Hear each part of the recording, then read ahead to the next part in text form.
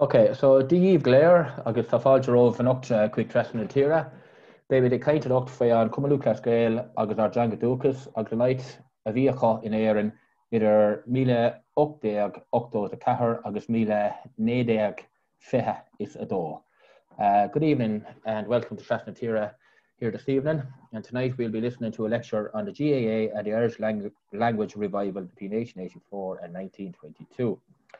This period, I suppose, in Ireland was a period of huge change in terms of politics in Ireland, but culture in Ireland as well was changing rapidly, and various organisations were set up at this time to ensure that our culture would be kept alive and wouldn't just fade into the English culture, which was rapidly taken over in Ireland at the time. So tonight we have Cathal Billings, who's going to come and speak to us on the topic. Cathal's been lecturing in the School of Irish, Celtic Studies and Folklore in UCD. And again, the title of the lecture tonight is the GAA and the Irish Language Revival, 1884 to 1922. And if anyone has any questions, lads, you can throw it into the chat box there, and Cathal has agreed to answer whatever questions are asked then at the end of the lecture. So I'll pass it on to you there, Cathal. Cheers, Canis. Thanks very much. I'll just share my screen with you here now. I have a PowerPoint presentation that'll pop up if I can get this going now. You can see that all right there, Canis and Liam? We can, yeah. That's perfect, Carl. Perfect. Sound. Thanks very much. So, thanks very much, first of all, to Liam for inviting me to speak with you, and to Canis for introducing me. I'm delighted to share some of my research with you. This research topic kind of formed the basis of my PhD thesis, which I finished there back in 2014. Which looked at the links between sport and language during the revival period, and the role of sport and language in the formation and expression of national identity. So I looked at other sports as well, but I suppose the GAA was at the core of it. So tonight's lecture, or talk, I'd rather say, I'm going to look at the links between the two, kind of their common origins, how they are linked together, predominantly by Michael Cusack, and look at their development kind of side by side as part of an Irish Ireland movement. But also by the end of it, I'm going to look at maybe where they diverge a little bit as regards the promotion of the language. And we'll look at a few examples of maybe some Gaelic League clubs as well. So, and before I start as well, something I found as I went through my, as I was doing the PhD myself, I didn't want to be negative, I suppose, about the GAA's promotion of the Irish language. Like, I'm a GAA man myself. I'm an Irish speaker. I've learned, I'm not a native Irish speaker, I'm an Irish learner. And like, the GAA has undoubtedly done more for the Irish language than every other sporting organisation in the country, and probably more than most political parties and national organisations in general. So I don't wish to be negative, but I'm kind of trying to look at it objectively as well. So just, I suppose, the first question that I had to address in this research, and it's kind of what made me kind of start the research in the first place, was why does a sporting organisation have like a role in the preservation, cultivation, and revival of a language? And if you look at the rule books, or the guidebook, I suppose, this is the 2018 version, I think, but it's still right there in front of you, like the basic aims and ethos of the association. Aim 1.2, the association is a national organisation which has as its basic aim the strengthening of national identity in the 32 county Ireland through the preservation and promotion of Gaelic games and pastimes. So they're quite lofty ambitions. They go well beyond just administering sport or athletics in Ireland. And it's, I suppose, the basic aim of the GAA is to foster national identity through its games. And then if you look at the additional aims, again, right at the top of the list, the additional aims, the association shall actively support the Irish language, traditional dancing, music, song, and other aspects of Irish culture. It shall foster an awareness and love of the national ideals and the people of Ireland, and assist in promoting community spirit through its clubs. So I suppose what they're doing is building the nation. Culturally, officially it's a non-political organisation. Of course, it was quite political at times, and there was a lot of political involvement over the years, be it through the patrons, through the central executive, and at a local level in clubs as well, but officially non-political.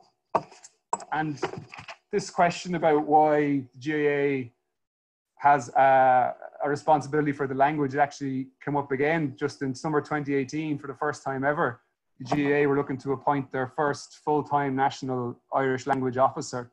So according to the rule books, every club is meant to have an Irish language officer and every county board as well. But this is going to be a centralised national post. So we still see that Irish is seen to be a central part of the GAA. And they are making, again, renewed efforts to promote Irish as part of it through the Joe McDonagh Foundation and other initiatives. So I suppose to find out why the GAA has these aims and objectives, we have to go back to the very beginning, to its foundation, to see why it was founded, when it was founded, and by whom. So the GAA was founded on the 1st of November in 1884 in Thurles, County Tipperary.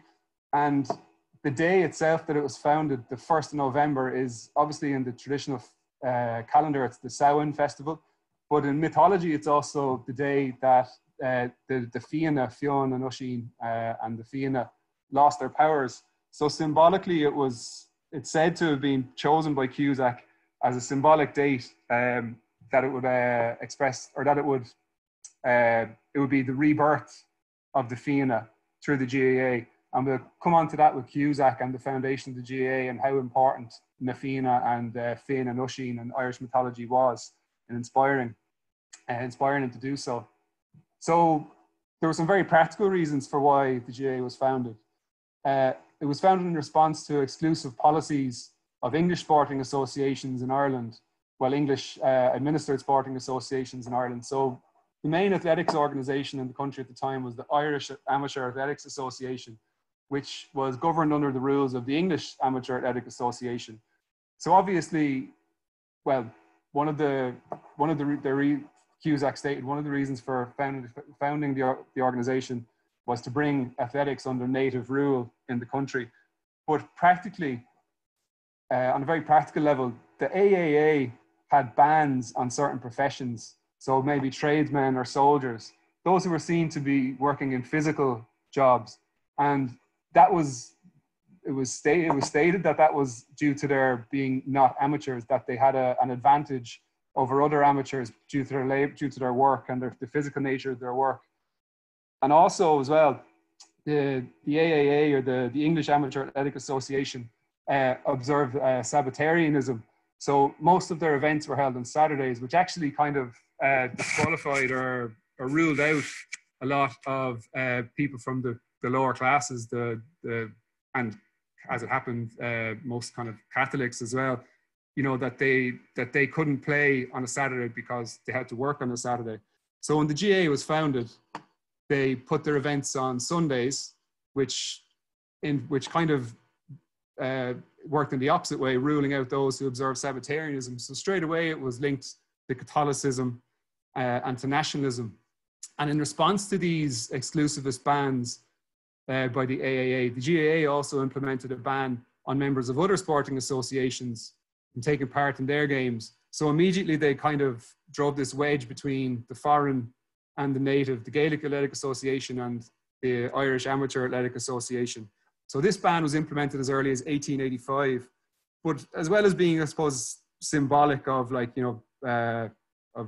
it's an Irish sporting organisation, a Gaelic sporting organisation, it had a very practical function as well, in that it ensured a loyal playing base and the registration fees that came with them. The ban, I suppose, that was implemented in 1886 on members of the RIC had a lot more of a political element to it. But Cusack himself actually wasn't in favour of that ban. And in Paul Rouse's book from last year, The Hurlers, he speaks about how Cusack was to the fore in the early GAA of trying to encourage participation from maybe the unionist community or Protestants. Whereas obviously the IRB element of the GAA would not have been so much in favour of it. And then obviously one of the main aims of the GAA was to revive the native games of hurling and football. So we can see how CROKE, Archbishop CROKE, what he felt of foreign games in the letter that he wrote to Michael Cusack it was Cusack had written the month before, suggesting the foundation of the GAA, and CROKE wrote back, speaking of all the games that had died or dead and buried: ball playing, hurling, football kicking according to Irish rules, casting, leaping in various ways, wrestling, hand grips, top pegging, leapfrog, rounders, and tip to hat. All such favourite exercises and amusements among men and boys may now be said not only to be dead and buried, but in several localities entirely forgotten and unknown. And what have we got in their stead? We've got such foreign and fantastical field sports as lawn tennis, polo, croquet, cricket, and the like. Very excellent, I believe, in health-giving exercises in their way. Still not racy of the soil, but rather alien, on the contrary, to it, as are indeed, for the most part, the men and women who first imported them and continue to patronise them. So we can see clearly the importance that Archbishop CROKE and obviously Michael Cusack attached to national sports as being an essential part of the Irish nation.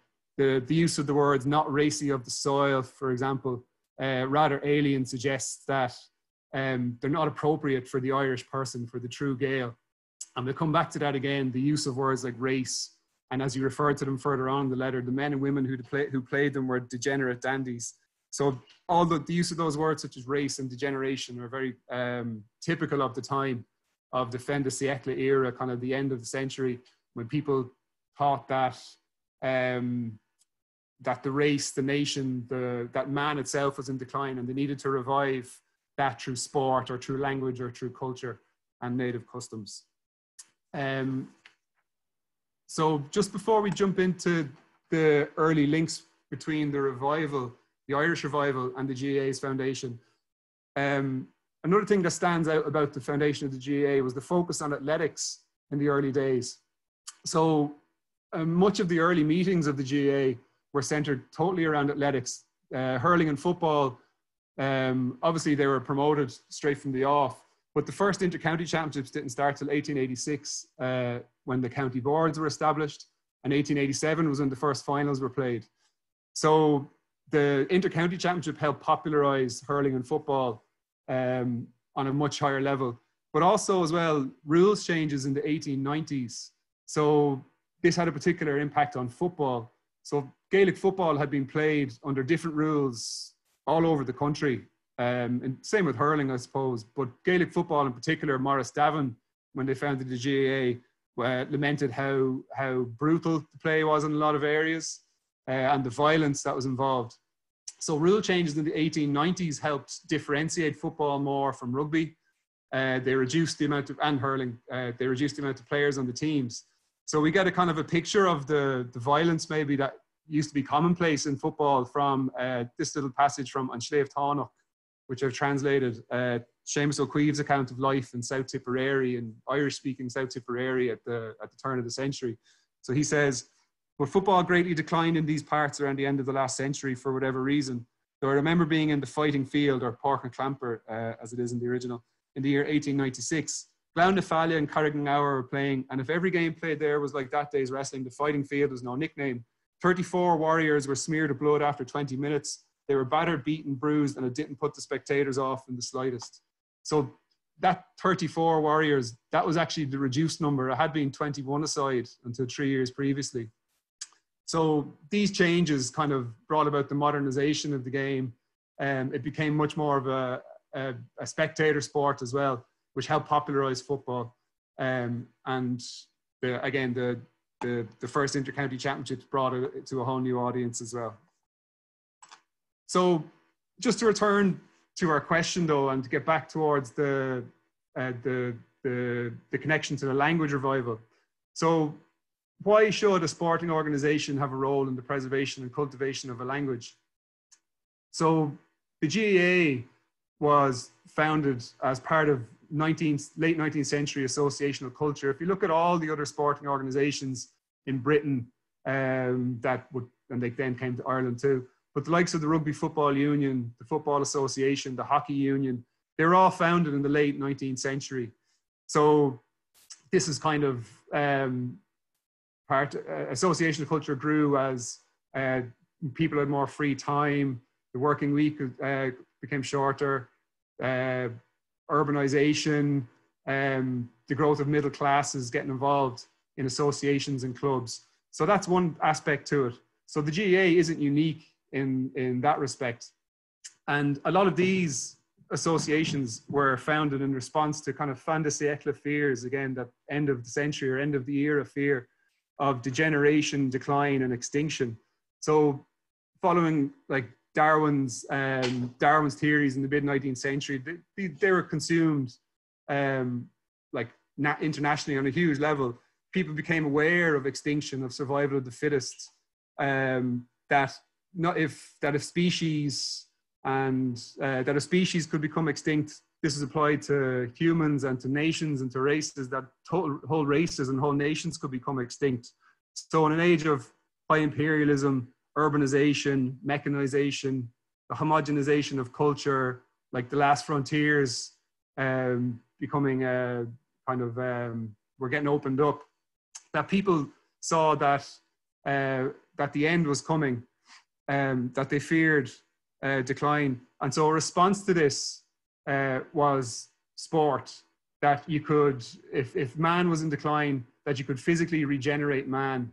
And this was the same kind of thing that kind of underlay language revival, culture revival, that people saw that the race was in decline or their nation was in decline. So they had to return to the things that made that nation what it was in the first place. So those native customs, language, and culture. So it's from this kind of milieu that the GAA comes. It's also from this milieu that the language revival movements come. That for the GAA, or for the founders of the GAA, a return to the native sports could revive the nation that was. For language revivalists, a return to the native language could revive the nation that was. So at the time of its foundation, Archbishop CROKE identified that Irish culture was dominated by the inanities of the English concert room and the vulgarities and veiled decencies of the London Music Hall, and that adoption of these foreign customs was just another word for national extinction. So in response, they wished to promote and restore Irish national identity through sport, the same way as the Gaelic League wished to restore Irish national identity through language. And we can see that in the rhetoric used by the founders.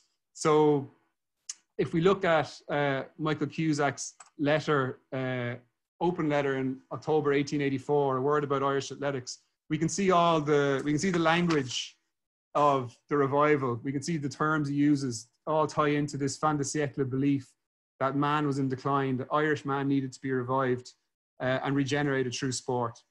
So he states, no movement having for its object the social and political advancement of a nation from the tyranny of important enforced customs and manners can be regarded as perfect if it has not made adequate provision for the preservation and cultivation of the national pastimes of the people.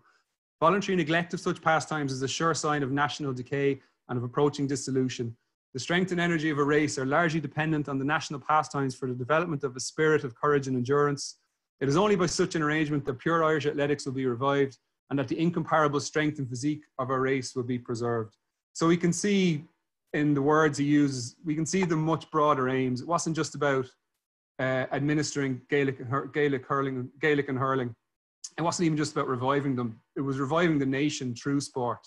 And that would underpin efforts elsewhere to revive the nation through the language or through culture.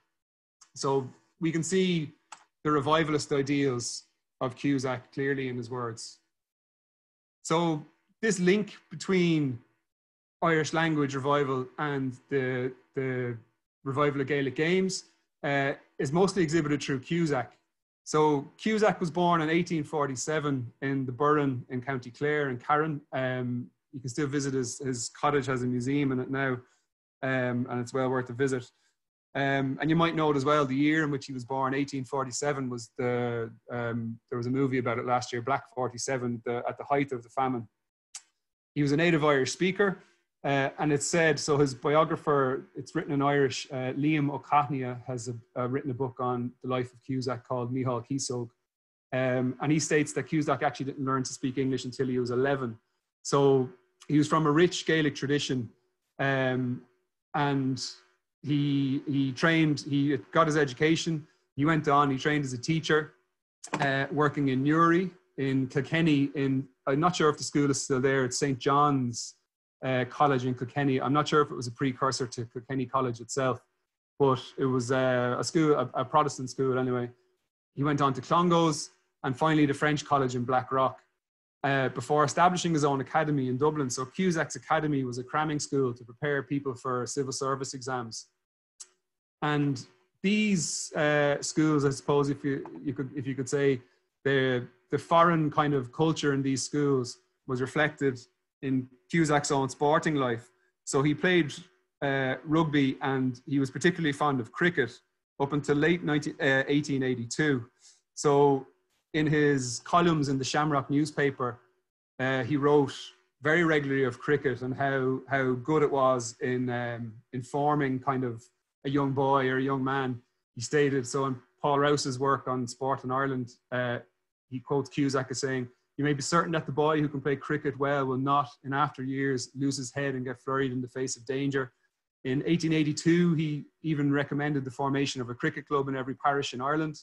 And he even encouraged the purchasing of stumps and cricket bats, of Irish-made stumps and cricket bats. And these are all themes, obviously these are things that he'll, after 1882, he'll promote in the context of Gaelic games. So things like purchasing Irish-made cricket bats, that translates directly into his work in the GAA, where they promoted only jerseys or boots or whatever of Irish manufacture. So it's interesting to note that how important cricket was for Cusack, and he states how during the long winter months, dreaming of that six that you hit during the summer will sustain you and get you through the kind of long dark nights. So cricket was a real passion of his. He was also a prop in rugby, but O'Connell again states how he was well aware of the class issues in rugby of the people he was playing alongside, and he was much fonder of cricket, which was the most popular field game in Ireland in the mid-19th and late 19th centuries, right up until the foundation of the GAA and beyond. So I suppose we have to look at what changed in Cusack. So 1882 seems to be a bit of a watershed moment when he underwent some sort of a personal transformation, which inspired him towards a more Gaelic way of life.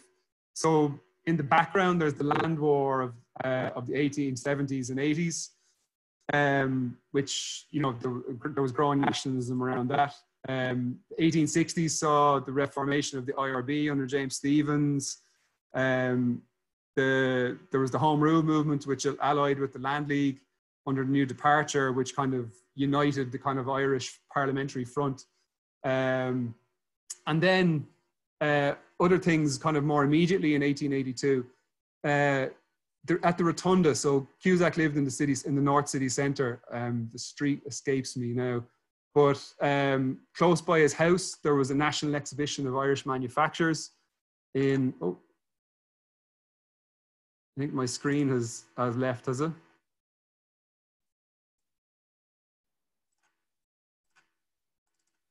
Sorry, I got it back for you. Yeah. There you go. So there was the National Exhibition of Irish Manufacturers, which inspired him to believe that the country had it, that there was industry in the country, that there was innovation. And also in 1882, he became a member of a rejuvenated Gaelic Union for the preservation and cultivation of the Irish language. So this organization was founded in 1880, but he quotes, again, in O'Connell's biography of Cusack, he wrote of a new society being founded in January 1882, and the beginning of Irish language classes. These are all held in his own house. So he frequently hosted meetings of the Gaelic Union, and he taught the classes too. So we see in 1882, he becomes very active in the Gaelic Union. He became treasurer in January 82. He became secretary also in 1882. In August 1882, he represented the Gaelic Union at an Irish language congress that was held again in the Rotunda. So it was organized by the Society for the Preservation of the Irish Language, who in 1878 had managed to get Irish accepted as an extracurricular school subject in the national schools. So he attended this Congress on behalf of the Union, and he was also part of a delegation sent to Sir Patrick Keenan to campaign on behalf of the Irish language as a means of instruction in Gaeltacht schools.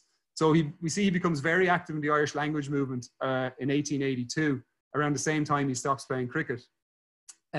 He's also very active in publishing the Gaelic Journal in November 1882, which was the first publication, well, I suppose, some might argue the point, but it was the first publication to deal with the Irish language as a living language. So it wasn't only a scholarly journal, it also dealt with the living language. It had poetry, folklore, it had, obviously it had manuscripts and interpretations and translations of manuscripts, but it had also the living language. For example, glossary of terms, dictionaries, commentary on the Gaelic Athletic Association after its foundation, and just current issues in the Irish language, such as the growing Irish language revival and networks in America and that sort of thing. So it's at this time as well that he meets Douglas Hyde. And Douglas Hyde was active in both of those Irish language societies, the SPIL and the Gaelic Union. And he's noted, again, in O'Connell as saying that Cusack was one of the finest Irish speakers he had ever heard. And Cusack was to the fore in the association too. So a problem with the early Irish language revival was that there was a lot of goodwill towards it, but there was not that many Irish speakers. But Cusack was to the fore in actually using Irish at their meetings.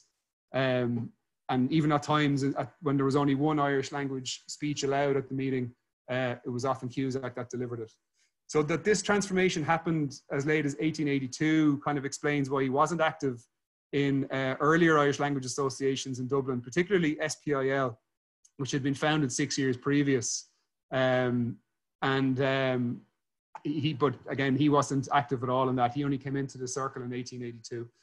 And also 1882, in November, is when he starts playing hurling in the Phoenix Park, initially with the Dublin Hurling Club and the Metropolitan Hurling Club, and later establishing a team in his own academy. So in 1882, we see him part ways with cricket, become involved in the Irish language revival, and start heading towards the foundation of the GAA through the revival of hurling in the Phoenix Park. And in one account in the Freeman's Journal, now he was looking back in later years, so I'm not sure how true it is, but he claims that any journalist who wished to visit their matches in the Phoenix Park would have had to have a firm grasp of Irish because it was the only language they spoke during play. So that could be just maybe a retrospective propaganda from Cusack, but still we see his ideal, we see him linking Irish and hurling together. So the Gaelic Journal is central to all of this, and Cusack himself acknowledges the importance of the Gaelic Journal, and of the Gaelic Union, of course. So 1882, he speaks, on 1882, he says, "About that time and arising from my connection with the Council of the Gaelic Union for the preservation of the Irish language, came the conviction that the hurling should be restored to its old place in the fabric of national life." And commenting on 1882, he called it, "That same year saw a fresh and most encouraging impetus given by earnest, vigorous and capable hands to the preservation and cultivation of our national language and the production of the Gaelic Journal." So the Gaelic Journal seems to have inspired him, or maybe seems to be maybe the last straw that inspired him towards all this kind of Gaelic Cusack was building up for a long time, but the Gaelic Journal seems to have been the spark that sets him towards founding the GAA. And it's interesting to note that Douglas Hyde kind of says the same thing about the Gaelic Journal. So he wrote in Mishagus and Cunra, he wrote, "Fá hawan sam líon up de gupto the Curumach and Kiad iver the Irish Lawer na Gaeilge, agus is leis de husnig avio agus sehru the Nua Hangan." So around November of 1882, the first issue of the Gaelic Journal was published, and with that began the revival and the revival and promotion of the modern language. So Hyde also saw this as a watershed to see Irish, living Irish in print, and not just manuscripts or things of antiquarian interest, but the living language written in print as it was spoken in the country at the time, that this was unique and it was inspiring to both of them. So we can see with Cusack, he forges links between the two. First up, it's striking, I suppose, the similarity in the names between the two organizations. So the Gaelic Union for the Preservation and Cultivation of Our National Language is mirrored by Cusack with the Gaelic Athletic Association for the Preservation and cultivation of our national pastimes. We can see him immediately setting to work. So the GU on the slide is Gaelic Union. So these are the minutes of the Gaelic Union meetings. So the GAA was founded only 1 month previous in November. So immediately he sets about linking the two. The Council of the Gaelic Union beg to congratulate their energetic fellow member, Mr. M. Cusack, on a success which has attended his efforts towards the establishment of a Gaelic Athletic Association for promotion of Celtic sports and pastimes, a movement intimately connected with Irish nationality and language, and on the high and influential patronage he has been the means of securing for it. And we also see him going on throughout the next 2 years. He calls on financial and practical support to be shared between the two Gaelic bodies. So one example of that was in 1885 when he sued Val Dunbar of the Irish Sportsman for libel, and on winning the case, Mr. Cusack obtained a verdict of £10 in addition to £2 lodged in court. He writes to say that his proposal was that the defendant should pay £20 to the Gaelic Union for the preservation of the Irish language. So we can see on a very practical level how he linked the two, and how he envisaged that the Gaelic Union for language and the Gaelic Athletic Association for the games went hand in hand. So just on the Gaelic Journal, mythology was very important in inspiring Cusack. So one of the features of the Gaelic Journal was publication of new versions of Fenian or Ossianic tales. They were revived, restored, and reinterpreted for late 19th century Ireland. So hurling, he saw in these tales, hurling as a golden chain that would link him to these heroes, to Finn and Oisin and Fianna. So we can see in his writings, so in his newspaper writings, over a number of years thereafter, we see him referring to Finn, Fianna and Oisin, and how hurling kind of brought him back, how hurling revived those golden days of Ireland when Ireland was free before invasion. So for example, in the Kildare Observer in 1888, he wrote, "The full strength of Fionn's National Guard in the 4th century was 105,000 men. When I look at a good hurling match, I go back to the past. A film comes over my eyes, and through that film, the scene is transformed. The 42 players become 3 times 105,000 hurlers, sweeping across the country with the speed of a cloud shadow on a March day. And again, I thought that I could revive some of Banaba's olden glories, and I accordingly took up one of her husband's ash wattles, and louder than ever a Frenchman cried to the barricades, I shouted, to the hurling field." So we can see how he envisaged the recreation of the Irish past and the present through hurling. And alongside the Gaelic Journal, a few years previous, there was also a reinterpretation of the story of Cuchulainn, named Cuchulainn an Epic, by Standish James O'Grady. So again, this kind of revived Cuchulainn, presented him to a new audience in late 19th century Ireland. And I suppose it was, nationalized Cuchulainn for the current audience. So an important question that this kind of brings up is the hurling that was in these texts that inspired Cusack. Were these the same games as those played in Ireland in 1884? So Gleeson has a very good essay in the GAA 125 Years book by Mike Cronin and Paul Rouse, when he kind of tackles this issue. And he says, the atmosphere in which the texts were studied and translated necessarily prompted a heady blend of nostalgia and nationalism. With few exceptions, translations rendered otherwise simple and often unaccompanied terms for ball, stick, game, goal, or even hoop by the catch-all hurling. This has inevitably led historians and fans alike to grant the sport of hurling an unassailable antiquity. So like that it's antiquity, that it's the oldest game, that it's the Irish game, it can't be denied because of this manuscript evidence. So this antiquity, this ancientness of hurling was key in differentiating hurling and the GAA from other games and organisations in nationalist Ireland that were founded around the same time, like the Hockey Union, the Rugby Union, even the Hurley game in Trinity College, which claimed to be the native Irish game. That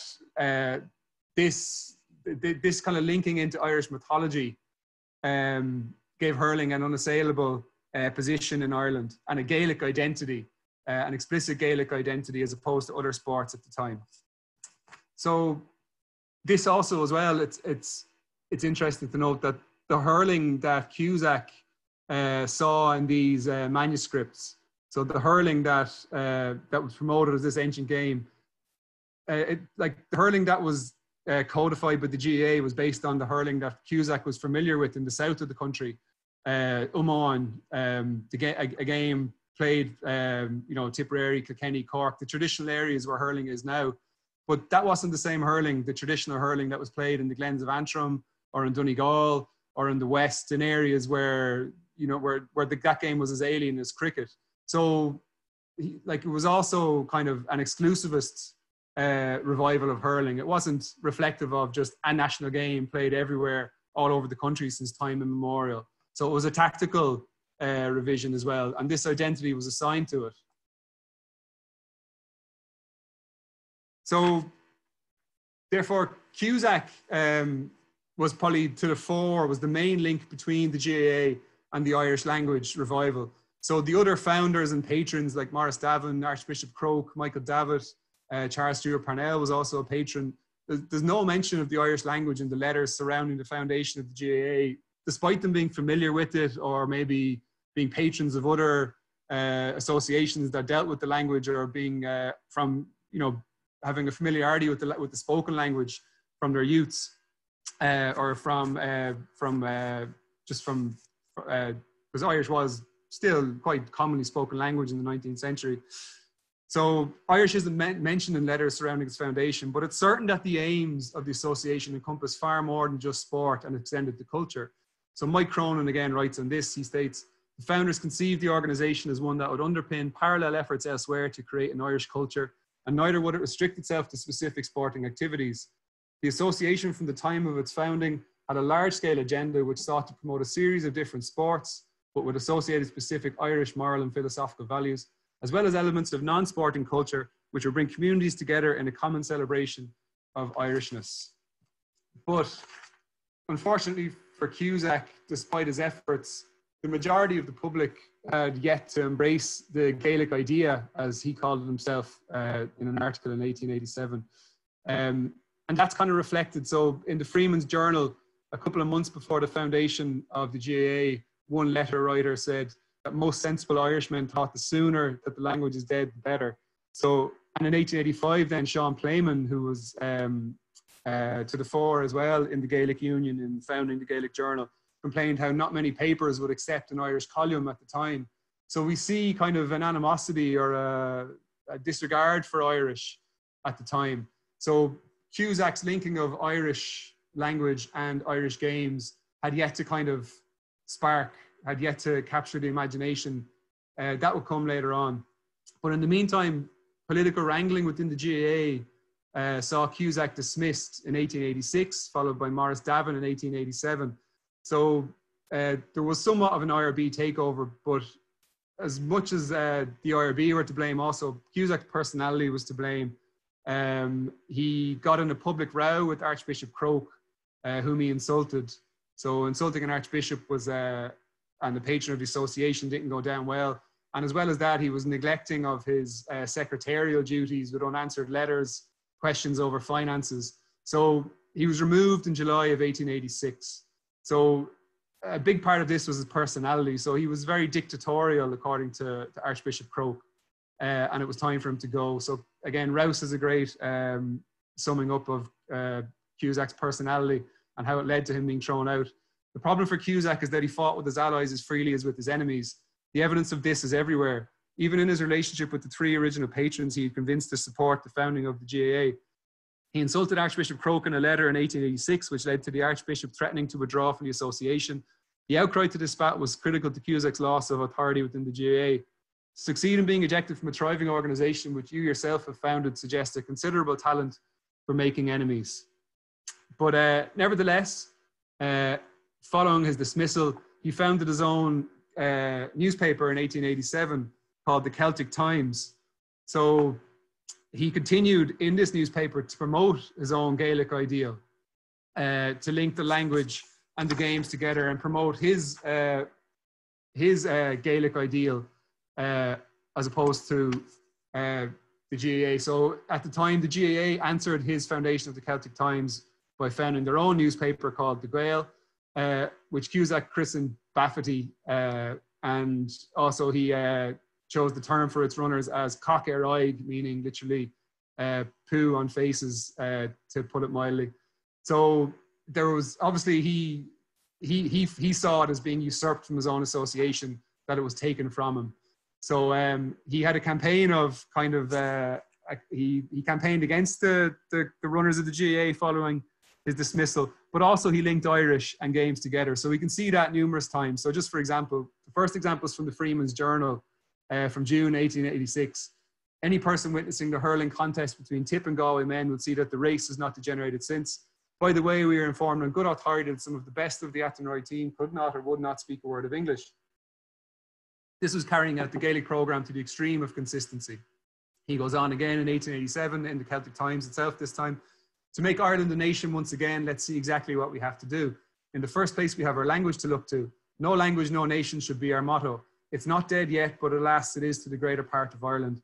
So those words, no language, no nation, which again would be adopted by the Gaelic League, they're just verbatim of Thomas Davis of Young Ireland from the 1840s, who was a hero of Cusack, who promoted language as the cornerstone of national identity, language, history, culture.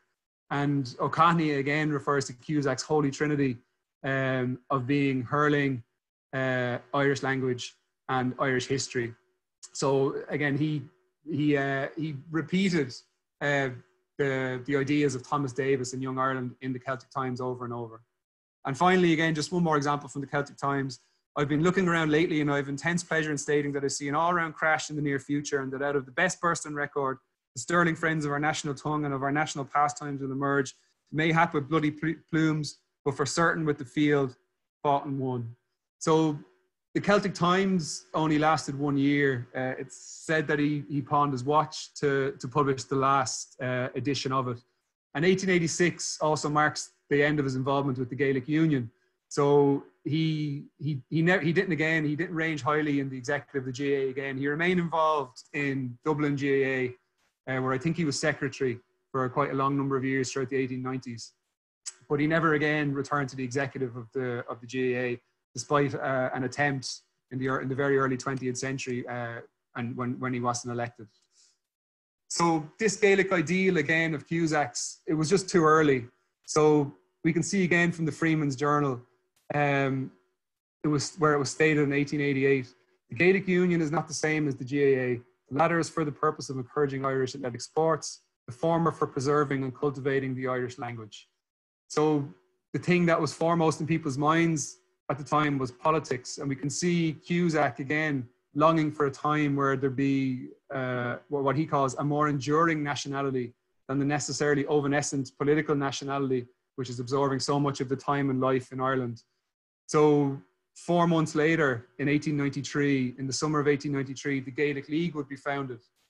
And it was the Gaelic League that would come to the fore in promoting cultural nationalism. So that would be a different type of nationality. So following the demise of Charles Stewart Parnell and political splits, which nearly killed the GAA, in Dublin in 1891, there was only 8 clubs still active. But it's with the arrival of the Gaelic League in 1893 and the subsequent flourishing of the revival movement that games, language, culture, history, literature, industry, and politics were promoted as part of a new nationalism that was separate to the pursuit of home rule. So what Tim McMahon calls self-help nationalism, that this kind of captures the imagination of the public, and the Gaelic League grows and brings with it the GAA. So the Gaelic League was founded in 1893 by Douglas Hyde and Owen MacNeill to promote the Irish language, to revive and promote the Irish language. But it had again, like the GAA, it had a broad, its aims were broad, and it encompassed far more than just the language. And it recognized the games as an essential element in the promotion of Gaelicness. So again, in this fin de siècle mindset, where man and woman, but where the human race is in decline, the Irish nation was in decline, that it required a return to traditional values and culture. So the language, but also sports were essential in making a healthy body to go along with the healthy mind of that the Gaelic League was going to produce. So they promoted the games. They're also very an important part of the program, because there's only so much that, like, learning a language is one thing, but the games provided a social outlet as well for branches, or CROKE as they were called, to develop networks. And entertainment was just as an important part of the Gaelic League, to keep people involved as the language classes were. So the Gaelic League, upon its foundation, introduced a new spirit, especially among younger members, through its various activities. League members were introduced to a new cultural atmosphere that became known as the Irish Ireland movement, which embraced activities way beyond the Irish language. This wave of energetic idealism, so different from the political bickering of the 1890s, when transferred to an ailing GAA, transformed the association in the first decade of the 20th century. So this Irish Ireland movement attracted tens of thousands of people in the late 19th and early 20th century. So, for example, in 1897, there was 47 branches of the Gaelic League. And by the end of 1902, that had grown to 400 branches. And that growth will continue to 1906, where it reached up around, I think, around 600 or so, 680 branches. So this burst in the Gaelic League brought the GAA along with it.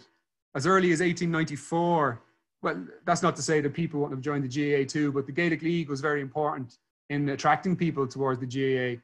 As early as 1894, it called on clubs, on its branches, to join GAA clubs, or to form GAA clubs, and to promote the Gaelic games as part of their programs.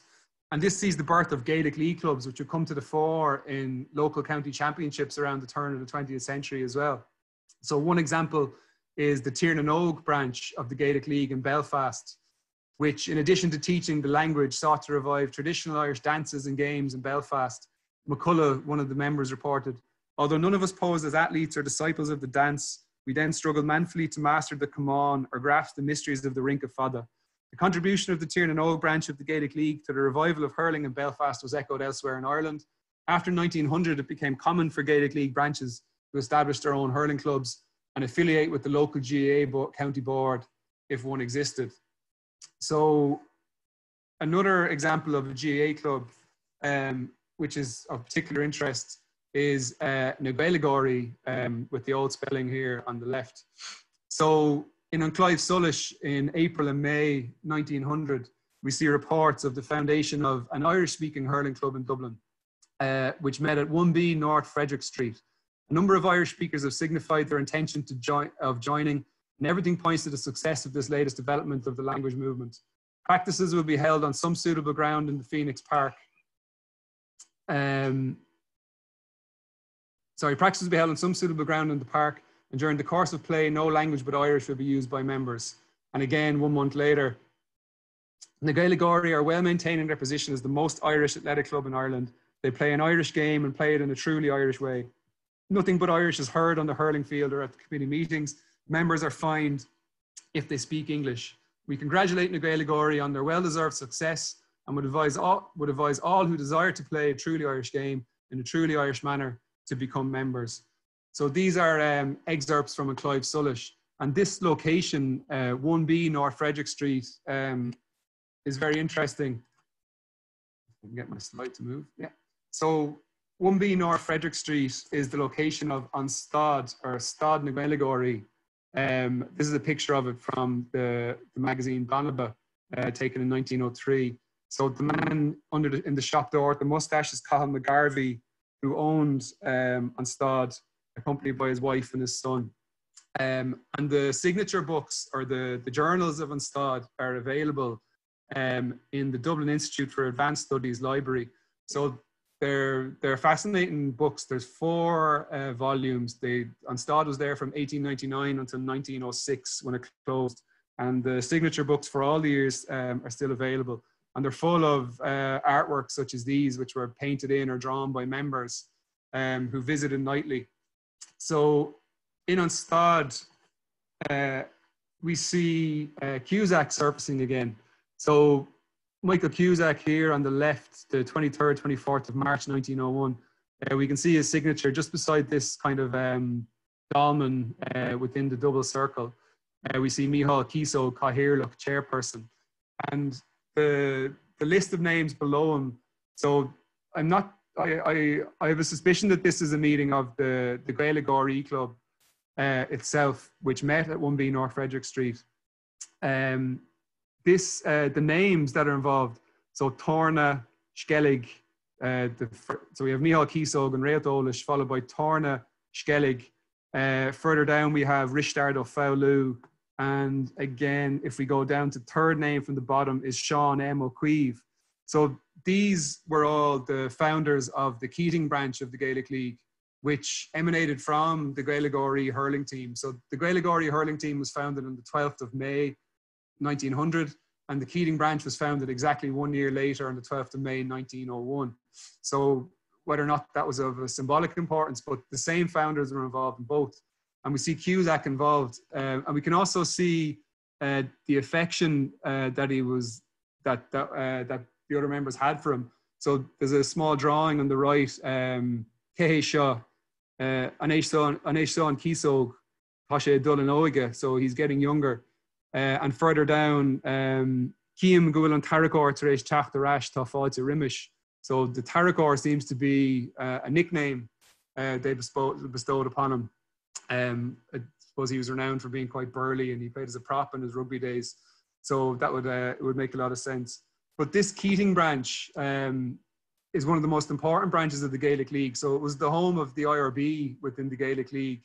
And it was the Keating branch in 1915 that would initiate kind of political transformation that would see the Gaelic League adopt Irish freedom as one of its aims and principles, and would cause Douglas Hyde to resign in protest. So we see all these activists, if you like, these political Gaelic Leaguers gathering in Unstad. And there's also a connection between Unstad, this location, and the lecture that Professor Donald McCracken gave last week. So Unstad was also a regular meeting place for members of the Irish Transvaal Committee, so led by Arthur Griffith, who promoted support of the Boers during the Boer War. And all of the, Torna in particular, one of these Keating's Gaelic Leaguers, used to write every week in one of the Irish newspapers, Fáinne an Lé, about the Boers and about the inspiration he took from the Boers and their fight. So this is kind of like a hub of Gaelic activity. These are what Douglas Hyde called ultra-nationalists, but he also recognized them to be like the most earnest of Gaelic Leaguers, to the fore in promoting Irish, active in in everything to do with promoting Gaelic identity, sport, language, literature, and culture. Despite the politics, so obviously Douglas Hyde promoted a non-political Gaelic League, and that was a source for tension between him and the Keating branch, which went on for 15 years until his resignation in 1915. So these are, again, this is just a picture of the Keating's hurlers in 1903. So Amana Hakaitin, the Vuig and Curran. So the Keating's hurlers, which won the championship, they won the championship again in 1904. So these successful Gaelic League clubs are seen all over the country. Irish-speaking clubs pop up. A lot of my research was looking at on Clive Sullish and Fáinne an Lé, the Irish newspapers. And there were sporadic reports from all over the country of Irish-speaking teams, Irish-speaking leagues, schools leagues in particular, where Irish was the only language on the field of play and was enforced under penalty and so on. So these are the clubs that adopted Cusack's Gaelic ideal. And it was also in this period around the start of the turn of the 20th century, that we see Irish language policy start to pop up in the central executive of the GAA. So for example, in 1900, Seamus O'Nualan, James Nowlan, for whom Nolan Park is named, he was the first GAA president or secretary, the first to sign. He was elected president in 1900, but he was the first to sign the minutes in Irish. And again, we see this connection between, as what Mandel calls him, the advanced man from Kilkenny. Advanced meaning politically advanced, a separatist or have Republican leanings as opposed to being a parliamentarian or non-political. That these advanced men were often the most earnest revivalists. the most loyal revivalists. So we can see that all around the same time. The 1798 commemoration, the committee signed their minutes in Irish. The Transvaal Committee, again, supporting the Boers, they signed their minutes in Irish. So we see Irish at the turn of the century becoming a central part of Irish nationalism, of political nationalism, maybe not parliamentary nationalism, but of advanced nationalism in Ireland. We also see at the time calls for rule books to be printed in Irish. So these had been coming since 1895, but following 1900, we see again calls in 1903, 1907, and 1915. So these were motions that would place Irish on an official footing in the GAA at a time when Irish wasn't an official language in the country. Obviously, the Gaelic League were campaigning for the recognition of Irish, greater recognition in schools, in the universities, in business and politics, for an official status. So the GAA was active in trying to grant that status to Irish. So we can see support for the language coming to the fore in the GAA at the time. More significant recommendations are then made in the GAA regarding the use of Irish as a working language. So the first of these is in 1912, followed by another in 1915, and it goes on beyond the period that we're looking at here throughout the 20s and 30s again. But it's here with these kind of broader, more sweeping resolutions in favor of the language. It's here that we start seeing some kind of some faults with GAA Irish language policy, and maybe some tension between both kind of both prongs of the revival fork, if you like. So as early as 1900 in the Gaelic Journal, on Clive Sullish, here on the left, we see nestled well within an article on the Gaelic Journal, we see a question. Here, let us ask, when is the GAA going to do something for the Irish language beyond passing resolutions? So outside of that earnest few, the Gaelic League clubs, of which there were many, outside of those really loyal Gaelic Leaguers and GAA people who saw the language as being central to nationality, as were the games, we see a lack of interest or a lack of determination as regards Irish. So in 1900, we see criticism in Clive Sullish. In 1908, we see Douglas Hyde in the Gaelic Athletic County Annual saying, "No Gaelic Leaguer that I ever knew of cared to lend his support to foreign games in preference of the native ones encouraged by the GAA. Have the members of the GAA reciprocated to anything like the same extent in aiding the ideals of the Gaelic League and in running clear of foreign songs, dances, music, and language?" And as regards those motions to implement Irish as a full working language, so we see CC as Central Council of the GAA at the Congress in 1912 at Easter. Seamus Nolan said that on or after the 1917 Congress, deliberations shall be conducted in the national vernacular, moved by Mr. O'Neill, who spoke in Irish. The seconder of the motion also spoke in Irish, while Mr. Manley, who supported the motion, also spoke in the national language. The chairman put the motion, which was carried. So carried without opposition. But then 5 years later, after giving themselves 5 years in which to implement this resolution, also in 1913, they returned to the 1912 resolution and said that we'll implement measures to kind of prepare for this linguistic shift. But in 1917, unfortunately, Alderman Nolan brought under notice of the convention that in accordance with the decision of a previous Congress, the convention now about to be held should be conducted in Irish. He wished to know if delegates were prepared to carry out their orders. The delegates were of the opinion that the convention could not be conducted wholly in Irish, and so decided that the convention should proceed on the same laws as previous conventions. So, as you were. So this sort of, one of the main things the Gaelic League achieved was that they made Irish an essential part of nationality. Everyone supported Irish. Attitudes towards Irish greatly improved. Compared to the late 19th century, the attitudes towards Irish where people wished for it to die, native speakers wouldn't pass it on to their kids. One of the big successes of the Gaelic League was making Irish an essential part of Irish nationality. And nationalist organisations adopted that and adopted motions that would promote Irish, or at least they wanted to be seen to be promoting Irish.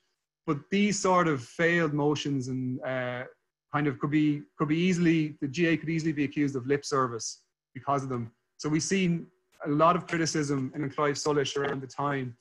And here's just one example from 1920.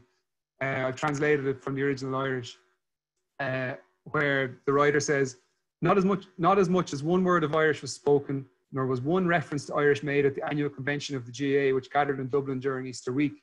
The convention accepted a motion with regard to Irish some years ago, but they did nothing to implement it since. The motion said the convention's work would be carried out in Irish in 5 years' time. Motions come very easily.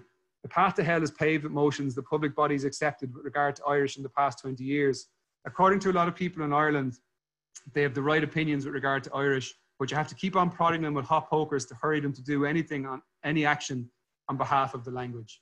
So these accusations of lip service, again, it's correct. Like, there's no doubt about it that they couldn't implement what they promised as regards Irish.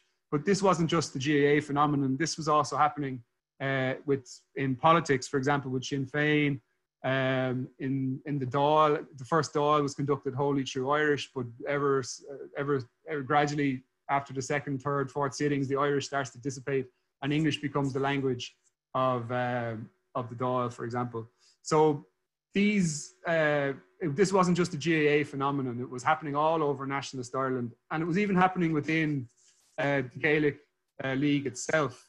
So the Gaelic League success, as I said, was ensuring that Irish became an essential part of nationality and of nationalism. And thousands of people joined the Gaelic League, joined Gaelic League branches, became active in the language. But that's not to say that they actually learned the language properly, or that they spoke the language every day. So the numbers are deceptive. So that huge growth in the Gaelic League at the turn of the century, it also happens again around the time of the Easter Rising, which shows you that these growths, these big bursts of enthusiasm happen around times of growing nationalism, but then they dissipate again.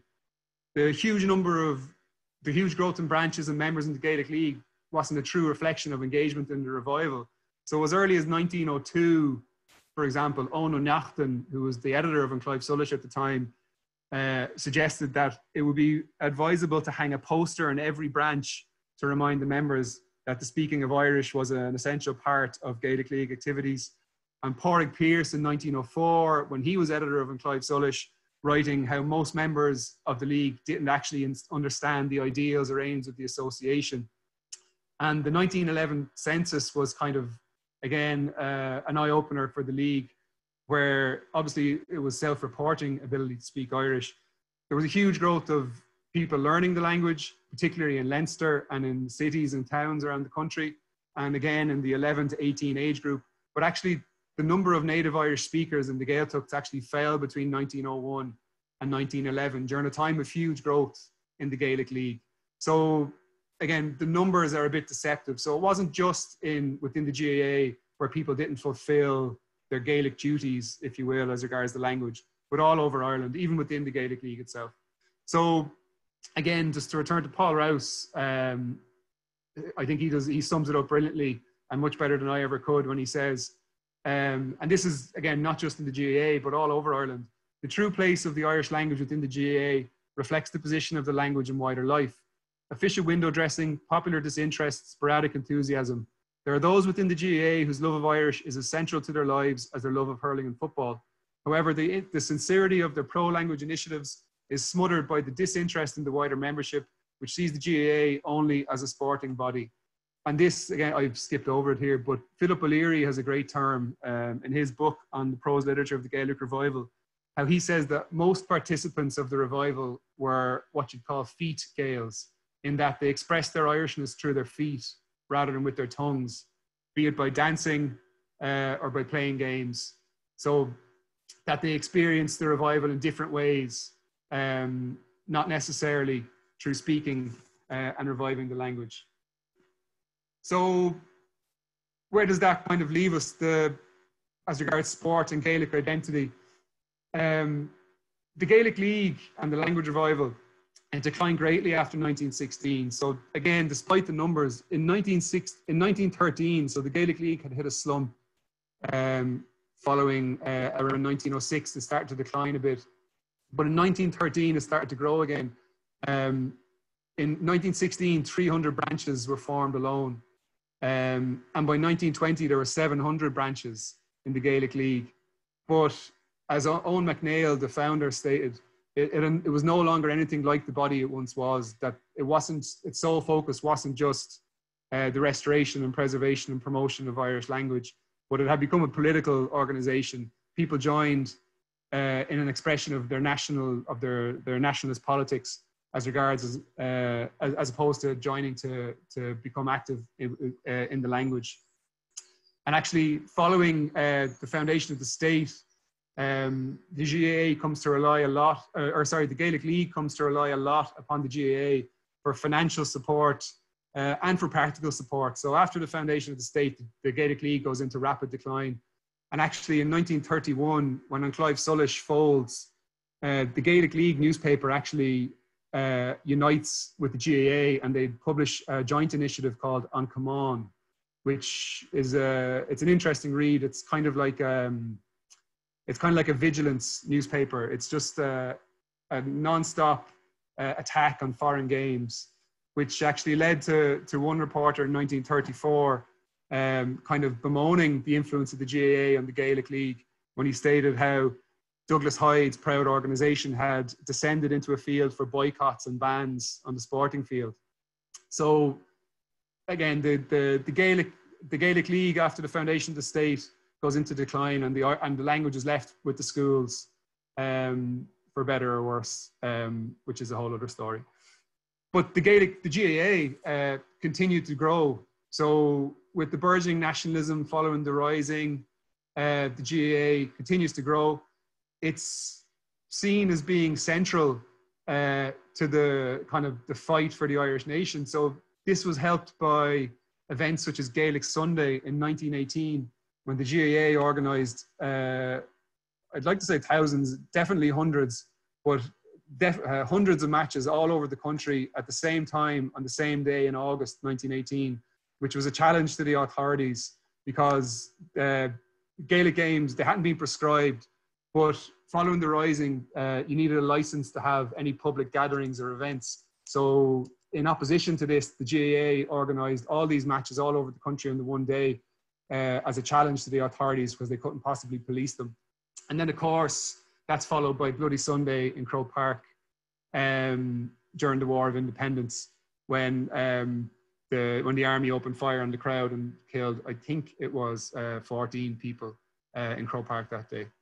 So all of these events have kind of led, as Mike Cronin, what Mike Cronin says, the GAA becoming a sporting organisation that had become central to the historical myth of the 19th and early 20th century reawakening of the Irish nation. So it was perceived to be at the front line of the fight for Irish freedom.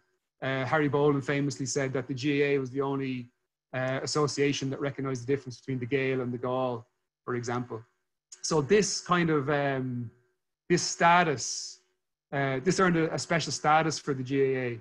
So its perception as being at the coalface of Irish nationalism, and it earned it a special status and a tax-free status in the new state. So again, just to pick one example, which kind of really exhibits that, Sean Gibbons in the Dáil debates in 1932, when discussing taxation on sporting organisations, he describes why the GAA was exempt, unlike other sporting associations such as rugby or soccer. So he says, the GAA was really a national movement, an absolutely national organisation, and consequently it was exempted from taxation by the Minister of Finance. It was exempted on national and cultural grounds. It must have been a great revelation to the soccer and rugby people who visited Croke Park on the occasion of the last All-Ireland final, when they saw revealed to them the heart of Ireland for the first time. The GAA is a national movement in as much as it promotes those games which preserve a continuing sense of integral national existence, and a cultural movement because it actually supports the language and liberation of the Gael. It is in terms of athleticism an expression of our distinctive nationality. So this kind of rhetoric is essentially confirmation of the fulfillment of the GAA's aim, the aim of the founders, that sport could be used as a means of forming, expressing, and defining Irish nationality. So that's my lot. So if anyone has any questions, I'll try and answer them at the very least. So thanks very much. Cheers. Thanks a million, Cathal, for that. Yeah, it's fascinating now. And I suppose on a sunny evening like this, you really see how important the GAA is to people in Ireland. You know, we'd all love to be out now, either playing matches or attending matches and so on. But I suppose it's like anything, you don't know what you have until it's gone. And when the GAA and that is taken away from us, we really realise the standing that it has in Ireland. A few of the points there, I suppose, some of the people here are no Leamas, Kilkenny, and a few of the other lads here are Kilkenny. So that James Nolan that you're talking about is obviously Nolan Park is named after James Nolan. And will I be right in saying he was the longest serving president in the GAA? Was he there for 20 years or? I think he was there for over 20 years. From 1922 maybe, or maybe longer even. He was there for a long time. And O'Queeve as well was there as secretary around the same time. I think he was till 1921, and he was interred, I'd say, as well after 1916. That James Nolan, he got lifetime president of the GAA. I think he's the only one ever to actually get that title. Yeah. So the president of the GAA being arrested after 1916 was very symbolic as well, because it was seen as, you know, confirmation that the GAA were somehow involved in the Rising. Yeah. When, like, on an official level, well, obviously there was loads of GAA members were involved in the Rising. Like anyone who was involved in the Rising, I think, would just by their nature be involved in nationalist organisations that promoted Gaelic identity, language, politics and sport. But the GAA itself, you know, it took a very neutral stance on it distanced itself from the Rising after it happened, because they wanted to keep their games going. Like they approached the English authorities so as not to be banned, so they could continue their championships. Paul Rouse was actually only on Off the Ball last week, talking about GAA involvement in the First World War, players' involvement who went off to war, how like that's kind of been maybe wiped out of the narrative, the historical narrative, and the right was pushed into the historical narrative, I suppose. But Nolan, interesting as well, Nolan used to feature occasionally in those, in Unstad as well, his signature. And I think before, I must look at the dates, I remember seeing Seamus O'Neill written in Unstad, I think before 1900 when he signed the minute books of the GAA. So I don't know, did he take that practice from Unstad, which came from the 98 committee? You know, all these advanced nationalists were promoting Irish as part of their Irish kind of anti-English ideals. So Nolan crops up there as well. Yeah, I think he went to Wales, didn't he, after 1916, right? And he's interred across in Wales. Yeah. That's fantastic, and huge amount there that, you know, that, I mean, I've played hurling all my life, but I wouldn't even be aware of, you know, beyond pages in 1884 and so on and so forth. Just one question I'd have for you there, like we're talking about Cusack there in terms of the cultural nationalism drive that was going on in Ireland at the time. In terms of politics, where did he creep up in terms of politics, or did he, or? I actually have it written on my page in front of me. He took the oath for IRB in 1867, but the Republican oath. But I think a lot of people would have taken the oath without ever actually acting on it. And O'Cahony in his biography, Cusack, suggests that he certainly socialised with IRB men. In Unstad was full of IRB men. But he was certainly opposed to the IRB taking over the GAA. He wasn't a fan of secret societies that they kind of maybe tried to bring the association in its own way, not the way that he would have wanted to. So, but he was certainly very anti-parliamentary, anti-Irish parliamentary party, which he saw just as being an absolute illusion. You know, home rule wasn't freedom. He embraced a kind of a different ideal. And he was certainly a cultural nationalist. He promoted culture above everything else that we could politically free. Exact same as Thomas Davis would have said in the 1840s. Yeah. So my Cathal, it's okay, just go down to one or two of the points here from the lads online here. So Irish is still spoken. I wonder, is that did that originate the Gael Gory that you're talking about? Irish is still spoken by hurling team which trains in the Phoenix Park. Heard them last summer as I cycled past. That was the Gael Gory. Was that team you mentioned? In Dublin. Yeah. Yeah, there's a club. I know the lads who actually founded the club. Gael Oga, I'd say, is who he was thinking of. They were founded in 2011, and their pitches were they might be in the Phoenix Park. They've got new grounds in Lucan. But they're basically, I remember I said, Ona Muraku, who founded na Gaelic RE with some fellow students, I remember I sent him that snippet about na Gaelic RE from back in 1900, and he had remarked on how that they were trying to emulate them. That was, you know, they had looked into the history of Irish-speaking GAA clubs, and this was one of the main, he's like, this is one of the ones he'd come across. Now, there's no obviously direct link or anything between them. Yeah. The Queebina pointed that out there. Yeah, that's Nagailog, that train in the Phoenix Park. And then Liam O'Sullivan there. I think it's Liam. Why were tradesmen initially prohibited from membership of the GAA? Sorry, that was. I'm not sure exactly what trade, how they. Artisans was one of the groups that were banned. So they wrote it up to being Victorian understandings of amateurism, that an amateur wasn't someone who was working in physical work, because that would give them a sporting advantage over the society man or the well-to-do man. It was just a way of excluding certain classes. It excluded the working classes. It excluded those who worked on Saturdays, because associations, prior maybe to the big boom in associational culture at the end of the 19th century, like clubs and societies were the reserve of upper classes who had plenty of free time, who had social networks. And the GAA was kind of a response to that as well, so that it would give an opportunity to the Irishman, is, you know, not the anglicised Irishman, but the true Irishman as Cusack would see it. Farm labourers, farm tradesmen, soldiers, etc. And actually, that's probably one of the reasons why he was against the IRB, not the IRB, sorry, the ban on RIC and army members in 1886. Would have excluded a lot, like the Dublin Metropolitan Police, the RIC. They were all made up of, not only, like, they weren't all people who were loyal to the crown. They're just people who earned a living. So I'm sure that was part of the reason he opposed that ban as well. He saw it as a bit of an IRB coup. Yeah, just another few there then, Cathal. What's Cahill's opinion on the current goals of GAA? In specific, are they too focused on sporting success rather than the original goal of promoting heritage? It's a tricky one. Like, I'm not sure. I talked about this a while ago on I was talking to someone on Radio on the Gaeltacht, and they asked, it was at the time when the GAA got UNESCO World Heritage status for the game of hurling, as an ancient game which exhibited native culture or whatever. Like that, and that's great and all, but at the same time they were making a big push to promote the games in Dubai and in America and all these world tours. At the same time, as a fella in Carlow, one of the Carlow County hurlers was writing how that there was only, I think, maybe 5 senior clubs left in Carlow, the hurling was dying.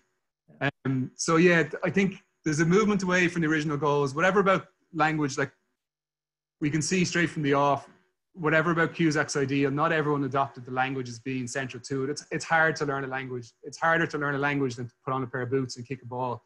Like, so it would be hard to insist upon members to learn Irish. Now, promoting Irish as part of the games, you know, with the carrot rather than the stick, that's a great idea. I'm totally for that. I believe in that, and in every facet of life that Irish should be promoted. I do think the GAA have moved towards commercialization quite a lot. With Sky Sports as well, there's obviously a big one of contention and accessibility to the games. So they've certainly moved away. They've moved towards a more, you know, it's very corporate. Croke Park is very corporate. They've moved away from the community level, I'd say. I think you mentioned there 1920 about Clive Sullis talking about lip service with the Irish language, and to a certain extent, I'd say that's still the case. I mean, and it's actually that job which was filled in July 2018. I think Jamie O'Tuma, the guy who's working as the Irish language officer, who used to work with Gaelic League. I'm sure, like, that's a great sign that they've got a centralised post to promote the language. And hopefully now they'll come out with some great initiatives to try and promote the language. Like, I know myself in my own club in Dublin, St. Vincent's, like, I'm an Irish speaker, but I've never spoken a word of Irish to anyone in my club or in any other Dublin GA club unless I know them from Irish somewhere else. So, you know, there is a lot of work to be done. To promote Irish as part of the games. If that's an ideal they want to keep, they should, you know. Yeah, I think. one or two more then. Were women involved in playing or organising in the early days of the GAA from Jesse MacDonald? They weren't. The GAA it had no interest in promoting women's games. So 1884, no mention of women as part of it. Now that's probably reflective of women's role in society and status in society at the time. And interestingly enough, I could try. I'll find it here now as I'm speaking to you.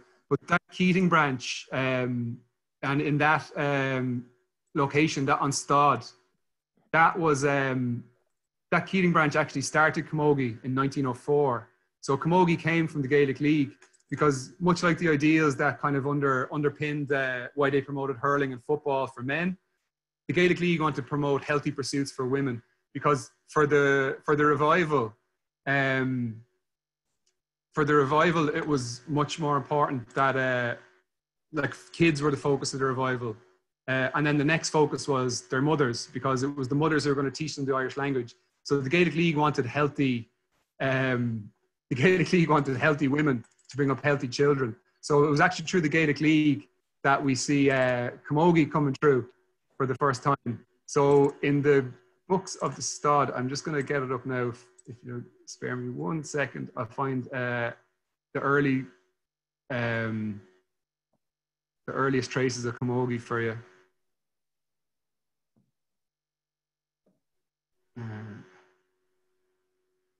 Just while you're looking for it, there's a comment here. Great question from IC. These days, it's not so much about the players consciously promoting it as an Irish concept.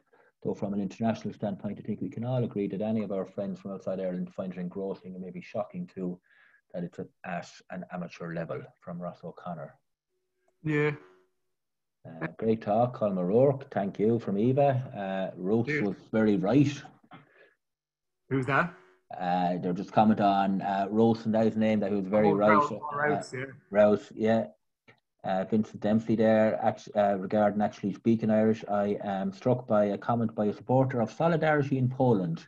He said that as an atheist, he and his family went to Mass every Sunday because it represented an opposition to the political establishment.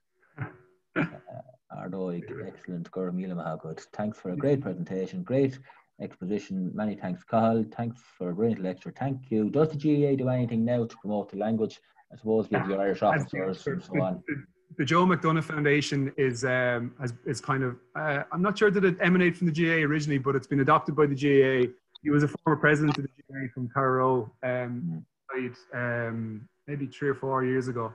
And he's a native Irish speaker. That foundation has been set up to promote Irish within the clubs, and I think it's like an initiative, like schools get a green flag, that clubs can work towards getting a Gaelic flag part of as part of the foundation. I have this picture here, if you want to see it. That's just a picture from Stad of the early days of Camogie, so just representations of the girls playing, one of them laid out on her back. And you can see the dress that they wore. So the Camogie started in 1904. One of the founders of the Keating branch, Torna, who was with Cusack in the pub, it was a tobacco shop, but it was a pub as well, who was with Cusack in them signatures. He wrote the rules of Camogie. The very first rules of Camogie were published in 1904, solely in Irish, and in Barnaba, and then only a few months later translated to English. And the Gaelic League promoted it.